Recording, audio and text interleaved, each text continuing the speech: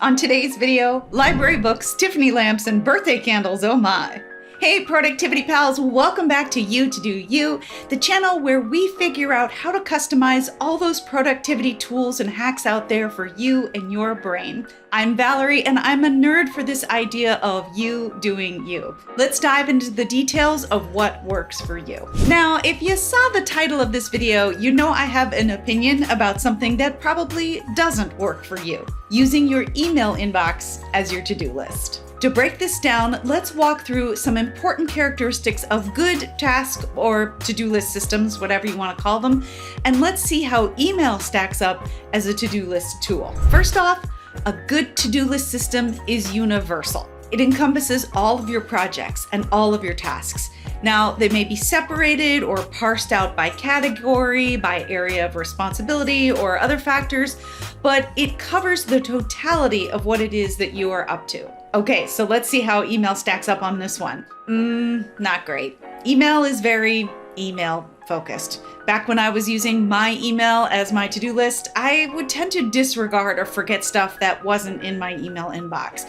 I somehow let email carry more weight, like that was the real work, while other stuff just didn't get my attention. That led to lopsided focus, which led to lopsided results. It's really basic, but let's say it. Your email inbox doesn't have anything non-email related in it. Let's say you received a lovely gift from someone and you want to send them a handwritten note. Is that task automatically in your email inbox? No. So, do you want to send yourself an email to remind yourself to write that note? Maybe. Many productivity experts, including the famous David Allen, or at least famous on this channel anyway, talk about how important it is to get everything down. And not only that, but everything down in one place. I'll link to my video about why you need a to-do list in the description box below for more on this topic. But for now, if you just will go along with me and believe in this idea that you want to capture everything in a universal to-do list system, is email a realistic place to do that? Will you email yourself every single time you have something you want to do so that it gets on your email to-do list? You'd have to be really diligent to send yourself an email for every single thing you wanted to do for email to fully encapsulate everything you wanted to track in your life. So my assessment on this criteria, email by its nature fails at being universal. But if you were really committed to it, you might be able to get everything in there. So for this, I give it a meh. I passed! I got a D-. Another characteristic of a solid task management system, it's all in one central place. You don't have to go looking in multiple places when you're trying to plan your day or remind yourself of what you're committed to. Now, this may sound like a repeat of the first one, but stay with me here. What I'm trying to get at is you may have more than one email inbox. I personally have 4. Many people have at least 2. I read some research that says the average is 1.8 per person. So of course, if you have more than one email inbox, they are by definition not in the same place. Yes, you can set up things to have them all feed into one, but I don't like that. I have mine purposely separated to tamp down the volume in any one place. And I don't want to see, say, emails related to my next dentist appointment when I'm trying to serve my clients out of my business email inbox. So my assessment on this centralized criteria, if you have more than one inbox, and given the odds, I assume you do, email fails at being a centralized to-do system. Next up, a good to-do system is a reflection of your thoughts about what is on it. After capturing items that have come across your field of awareness, I hope that you've taken some time to consider them. What do they mean to you? What does a successful outcome really look like? Is it a standalone task or part of a larger multi-step project? What are the individual action items that you want to take in furtherance of this thing that you've identified as something to be done? For example, let's say you've captured the thought, clean out the garage. This is actually likely a multi-step project that can't be done all at once. And let's further complicate it, because let's say you're storing some family heirlooms that your brother doesn't want you to toss. So maybe you've identified the next action as to just grab a garbage bag and clear out all the obvious trash. Do you have a garbage bag? Oops. No. So really the next action is buy garbage bags. So now you've got buy garbage bags on your errands list, which is part of your to-do list system. I'm wondering, will email help you through something like this clean out the garage thought that you had? In my view, no. Inside of email, there's really just no easy and obvious way to process through something like your garage cleaning project. Yes, you may need to use the tool of email to send photos of the heirlooms to your brother who lives 2 states away, but those emails are not going to help you track and plan for the next steps in the garage cleaning process. And then let's say it turns out your brother calls you to say he's okay with letting the Tiffany lamps go, but only if you try to sell them for top dollar. This lamp is worth between $80,000 and $125,000. Now you have to find an auction house and get an appraisal. Is your email inbox going to help you through finding the time to do that? Let's take a more email-related example. Let's say an email comes to your business inbox with a promotion for social media marketing services. What do you do with that? If it's not an obvious no that you can just delete, then you have to decide if this marketing firm's services fit within your social media marketing needs. So then you have to stop and identify those needs, which could take several days of defining goals, setting budgets, meeting with team members and getting their input and opinions, and so on. Meanwhile, this marketing management promotion email is just sitting there cluttering up your inbox, and while doing so, it's not helping you through the process of assessing your marketing needs. This email may have prompted the project, but it is not the project. Rather, it's actually nagging clutter that increases the sense of overwhelm every time you open your business email inbox. In the end, email fails at reflecting your thought process about the projects and tasks that come across your radar screen. Hard fail. Next up, a good to-do list system is organized by context. What do I mean by context? Well, many folks like to group their tasks by the location that they can be done in or the kind of work they are. You have a sublist of errands, like I mentioned earlier about the garbage bags, a sublist of stuff to do around the house, say, a sublist of things that must be done online, a list of phone calls, and so on. In contrast, email tends to be organized by the latest that came in. Yes, you can sort them into folders and labels, and I do highly recommend that, but that's another video for another day. But let's say one of the emails contains something that leads you to realize that you need to run to the post office. Is email the best place to store a reminder to run an errand? When you're in email mode, you're not in errand mode.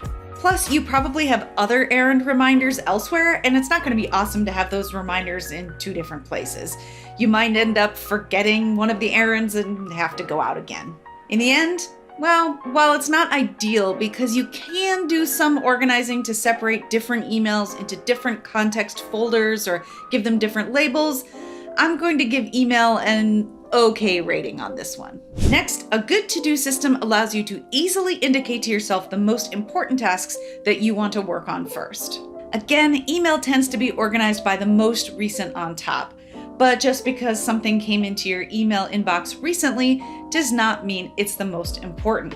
Some email systems do let you sort in various ways, set priorities and the like, but everything in an email inbox tends to have the same level of noise.